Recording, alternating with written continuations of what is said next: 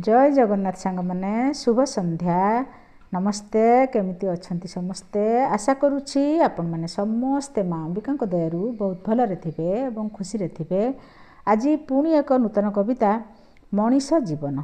ताहले आसंतु मु पढ़ी शुणाउछि मोर से कविता।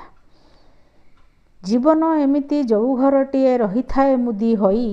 जहा पाई जते दुख छाऊ पछे सबु जाए सीए सही भाग्य हाते थाए जीवनर ताला चाहे जेबे सीए खोले मनीषंक पाखे रही थाए खाली कर्म करिबा भले जेमिति कर्म सेमितिका फल मिली थाए समस्तंकु आज जाए सबु मानि आसीछंती नियतिर नियमकु मन स्वच्छ थिले लड़ा नाही जमा पूजिबा दियो देवता पथर दियंकु जते डाकिले भी शुणंतिनी सीए कथा पूजे नाही तेणु केबे मु काहाकु जाए ना मंदिर केबे भगवान बोली अछंती जे जणे सेई कथा किंतु भावे मने मने तांकु सुमरणा करी बंची अछि आजी जाए केबे से के जानी करिबे करुणा देबे जे सुख रुखिए सत कथा मुही लेखिछि कि नाही कुहंतु आपण माने नहले कहूछि जमारू कविता लेखिबिनी आउ दिने सबुदिन भली आज भी कहूछि लाइक कमेंट देबे सब्सक्राइब करी शेयर करिले खुशी हब मन तेबे।